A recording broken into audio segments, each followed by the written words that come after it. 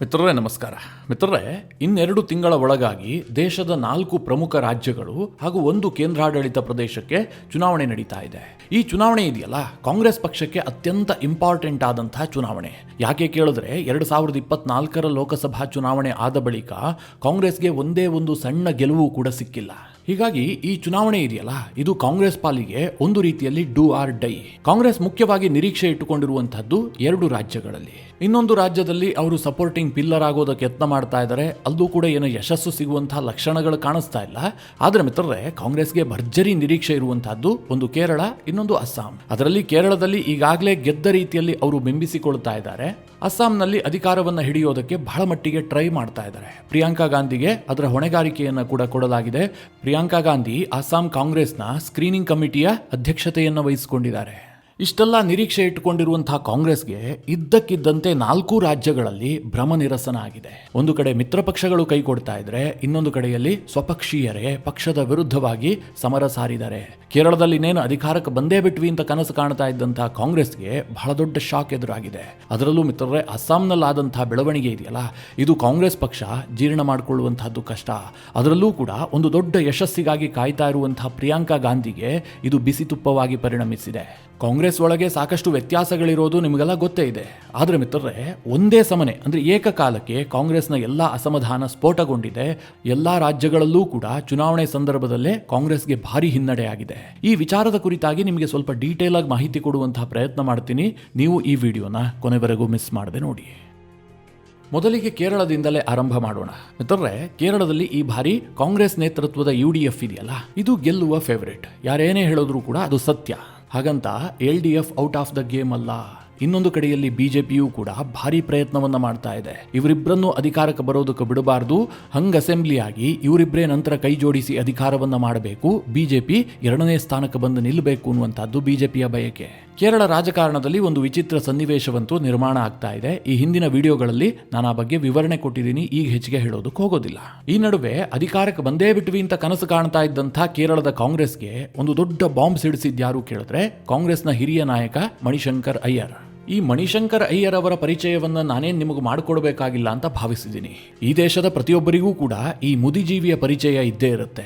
ಇದಕ್ಕೆ ಕಾರಣ ಏನು ಕೇಳಿದ್ರೆ, ಇವರು ಭಾರತದಲ್ಲಿರ್ತಾರೆ ನಿಜ, ಇವರು ಭಾರತದಲ್ಲೇ ರಾಜಕೀಯ ಮಾಡಿದ್ದಾರೆ, ಭಾರತ ಸರ್ಕಾರದಲ್ಲಿ ಉನ್ನತ ಹುದ್ದೆಗಳನ್ನು ಕೂಡ ನಿಭಾಯಿಸಿದ್ದಾರೆ. ಆದ್ರೆ ಇವರ ಮೋಹ ಮಾತ್ರ ಪಾಕಿಸ್ತಾನದ ಕಡೆಗೆ.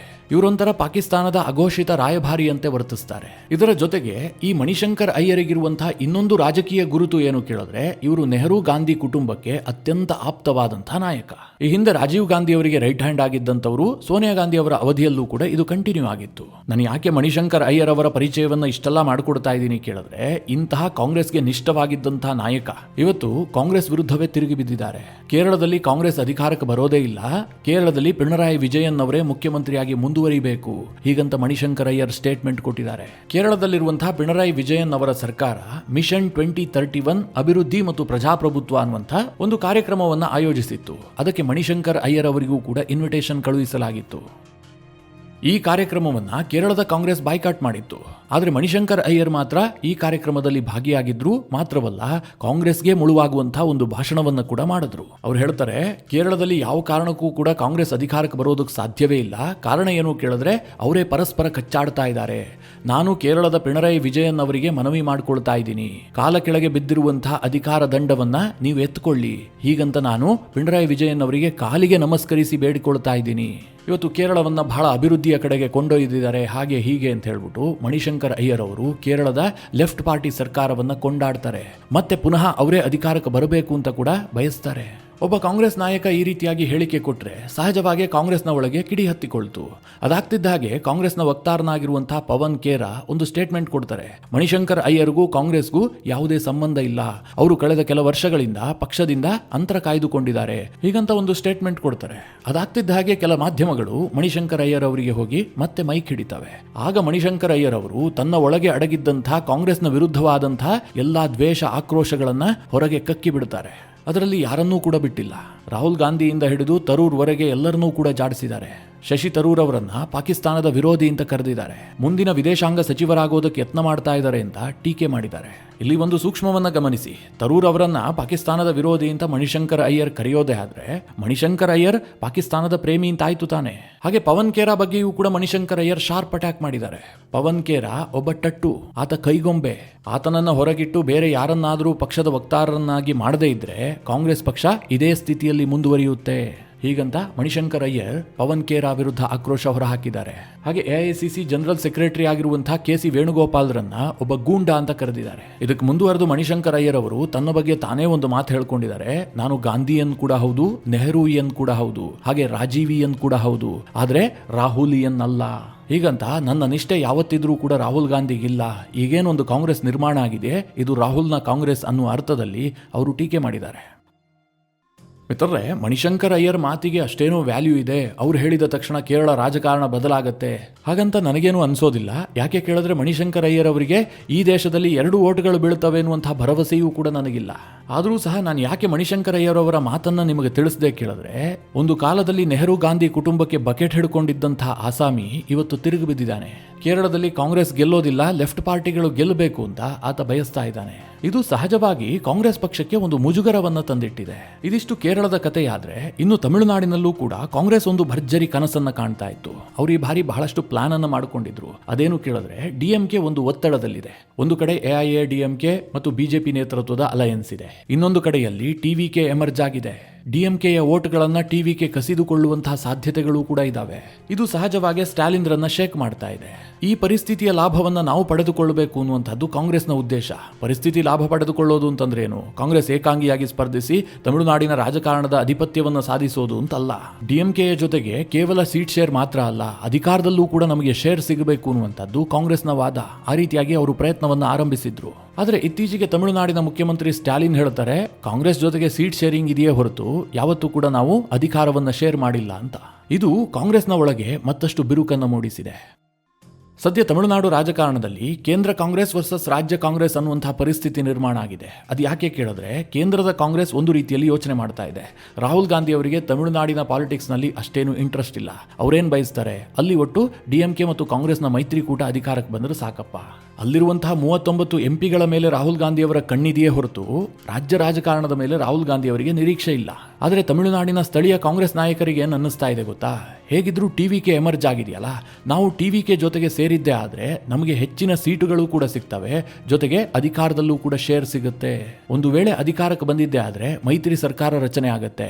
ಇದನ್ನೇ ನಾವು ಮುಂದಿಟ್ಟುಕೊಂಡು ಈಗ ಡಿಎಂಕೆಯ ಮೇಲೆ ಹೆಚ್ಚಿನ ಒತ್ತಡವನ್ನು ಹಾಕಬಹುದು. ಡಿಎಂಕೆ ಒಪ್ಪದೇ ಇದ್ರೆ ನಮಗೆ ಹೇಗಿದ್ರೂ ಕೂಡ ಟಿವಿಕೆ ಇದೆಯಲ್ಲ, ಅವರ ಹೆಗಲೇ ಇರೋದ್ರಾಯ್ತು. ಹೀಗಂತ ತಮಿಳುನಾಡಿನ ಕಾಂಗ್ರೆಸ್ ಯೋಚನೆ ಮಾಡ್ತಾ ಇದೆ.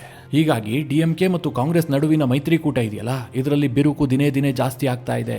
ಚುನಾವಣೆ ಸಮೀಪಿಸ್ತಾ ಇದ್ದಂತೆ ಈ ಬಿರುಕು ಕಾಣಿಸಿಕೊಂಡಿರುವಂತಹದ್ದು ಸಹಜವಾಗಿ ಮೈತ್ರಿಕೂಟಕ್ಕೆ ಸಾಕಷ್ಟು ಡ್ಯಾಮೇಜ್ ಮಾಡುವಂತಹ ಸಾಧ್ಯತೆಗಳು ಕೂಡ ಇದಾವೆ.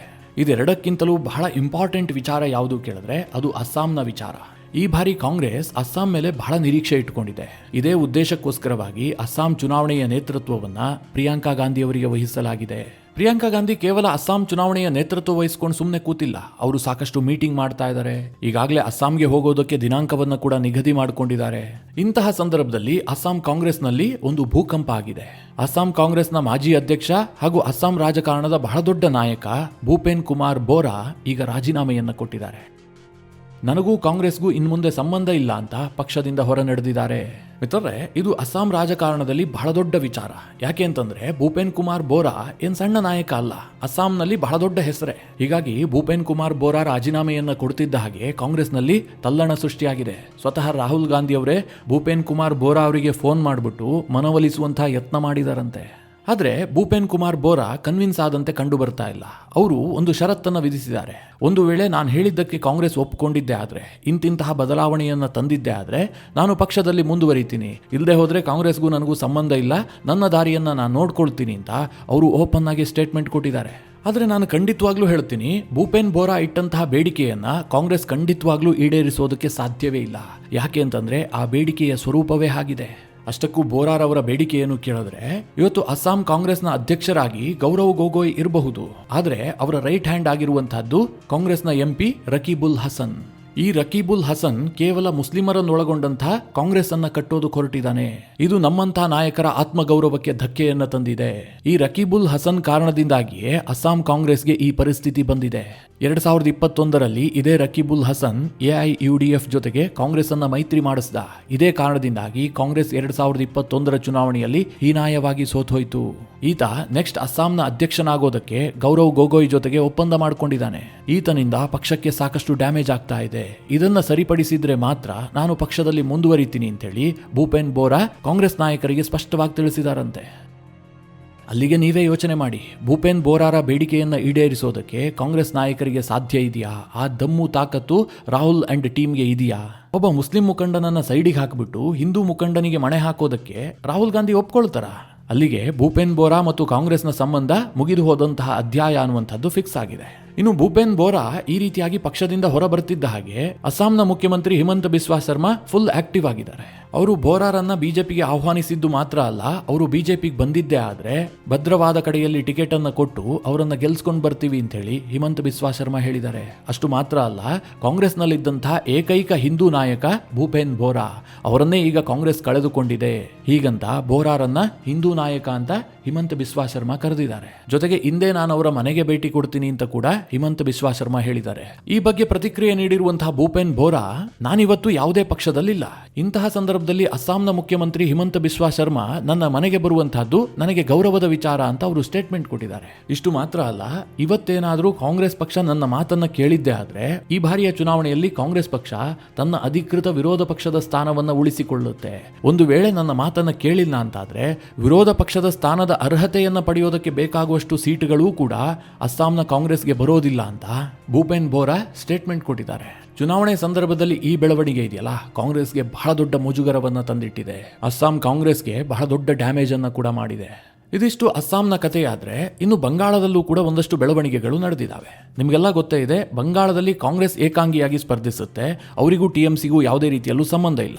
ಆದರೆ ದೆಹಲಿಯಲ್ಲಿ ಬಂದಾಗ TMC ಮತ್ತು ಕಾಂಗ್ರೆಸ್ ಒಂದಾಗಿ ಇಂಡಿ ಒಕ್ಕೂಟದಲ್ಲಿದ್ದಾವೆ. ಈಗ ದೆಹಲಿ ಮಟ್ಟದಲ್ಲೂ ಕೂಡ INDIA ಒಕ್ಕೂಟದ ನಾಯಕತ್ವವನ್ನ ಕಿತ್ತುಕೊಳ್ಳೋದಕ್ಕೆ TMC ಹೊಂಚು ಹಾಕದಂತೆ ಕಂಡು ಬರ್ತಾ ಇದೆ. ಅದು ಹೇಗೆ ಕೇಳಿದ್ರೆ, ಮನಮೋಹನ್ ಸಿಂಗ್ ಅವರು ಪ್ರಧಾನಮಂತ್ರಿ ಆಗಿದ್ದಂತಹ ಸಂದರ್ಭದಲ್ಲಿ ಸಂಜಯ್ ಬಾರು ಅನ್ನುವಂಥವರು ಅವರಿಗೆ ಸಲಹೆಗಾರರಾಗಿದ್ರು. ಆ ಸಂಜಯ್ ಬಾರು ಇತ್ತೀಚೆಗೆ ಒಂದು ಪತ್ರಿಕೆಗೆ ಲೇಖನವನ್ನು ಬರೆದಿದ್ರು. ಅದರಲ್ಲಿ ಸಂಜಯ್ ಬಾರು ಏನ್ ಹೇಳಿದ್ರು ಕೇಳಿದ್ರೆ, ರಾಹುಲ್ ಗಾಂಧಿ ಅವರ ನಾಯಕತ್ವದ ವಿರುದ್ಧ ಕಾಂಗ್ರೆಸ್ ಮಾತ್ರವಲ್ಲ, ಇಂಡಿ ಕೂಟದಲ್ಲೂ ಕೂಡ ಅಪನಂಬಿಕೆ ಮತ್ತು ಅವಿಶ್ವಾಸ ಜಾಸ್ತಿ ಆಗ್ತಾ ಇದೆ. ಹೀಗಾಗಿ ಎರಡನೇ ಮಹಿಳೆ ಈ ದೇಶದ ಪ್ರಧಾನಿಯಾಗುವಂತಹ ಸಮಯ ಹತ್ತಿರ ಬಂದಿದೆ. TMC ನಾಯಕಿ ಮಮತಾ ಬ್ಯಾನರ್ಜಿ ಅವರನ್ನ ಇಂಡಿ ಒಕ್ಕೂಟದ ಮುಖ್ಯ ಫೇಸ್ ಆಗಿ ಮಾಡಬೇಕು. ಇಂಡಿ ಕೂಟವನ್ನು ಮುನ್ನಡೆಸಲು ಮಮತಾ ಬ್ಯಾನರ್ಜಿ ಅವರೇ ಸಮರ್ಥರು. ಹೀಗಂತ ಸಂಜಯ್ ಬಾರು ಒಂದು ಲೇಖನವನ್ನ ಬರೆದಿದ್ರು. ಇದನ್ನ ಮಿತ್ರರೇ TMCಯ MP ಆಗಿರುವಂತಹ ಸಾಗರಿಕಾ ಘೋಷ್ ಅವರು ಬೆಂಬಲಿಸಿ ಟ್ವೀಟ್ ಮಾಡಿದ್ದಾರೆ. ಅಂದ್ರೆ ಕಾಂಗ್ರೆಸ್ಗೆ ಅತ್ಯಂತ ಇಂಪಾರ್ಟೆಂಟ್ ಆದಂತಹ ಪ್ರಮುಖ 4 ರಾಜ್ಯಗಳಲ್ಲಿ ಚುನಾವಣೆ ಇರುವಂತಹ ಈ ಸಂದರ್ಭದಲ್ಲಿ ರಾಹುಲ್ ಗಾಂಧಿ ಅವರಿಗೆ ಎಲ್ಲಾ ಕಡೆಯಿಂದಲೂ ಕೂಡ ಬ್ಯಾಡ್ ನ್ಯೂಸ್ ಬರೋದಕ್ಕೆ ಶುರುವಾಗಿದೆ. ತನ್ನ ಪಕ್ಷದವರೇ ತನ್ನ ವಿರುದ್ಧ ತಿರುಗಿ ಬೀಳೋದಕ್ಕೆ ಶುರು ಮಾಡಿದ್ದಾರೆ. ಇದನ್ನೆಲ್ಲ ಸರಿ ಮಾಡಿಕೊಳ್ಬೇಕಾದಂತಹ ರಾಹುಲ್ ಗಾಂಧಿ ಈಗ ಅದ್ರ ಬಗ್ಗೆ ಗಮನ ಹರಿಸೋದಿಲ್ಲ. ಚುನಾವಣೆಯನ್ನ ಎದುರಿಸ್ತಾರೆ, ಚುನಾವಣೆಯಲ್ಲಿ ಸೋಲ್ತಾರೆ. ಅನಂತರದಲ್ಲಿ ಓಟ್ ಚೋರಿ ಆಗಿದೆ, ಓಟ್ ಚೋರಿ ಕಾರಣದಿಂದಾಗಿ ಬಿಜೆಪಿ ಗೆದ್ದಿದೆ ಅಂತ ದೇಶಾದ್ಯಂತ ಹೇಳ್ಕೊಂಡು ಓಡಾಡ್ತಾರೆ. ಇದು ರಾಹುಲ್ ಗಾಂಧಿಯವರ ಕಾಂಗ್ರೆಸ್ನ ಸದ್ಯದ ಪರಿಸ್ಥಿತಿ. ಮಿತ್ರರೇ, ಈ ಎಲ್ಲ ಬೆಳವಣಿಗೆಗಳ ಕುರಿತಾಗಿ ನಿಮ್ಮ ಅನಿಸಿಕೆ ಅಭಿಪ್ರಾಯಗಳೇನು ಕಮೆಂಟ್ ಮಾಡುವ ಮೂಲಕ ನಮಗೆ ತಿಳಿಸಿ. ಹಾಗೆ ನಿಮಗೆ ಈ ವಿಡಿಯೋ ಇಷ್ಟವಾದರೆ ಲೈಕ್ ಮಾಡಿ.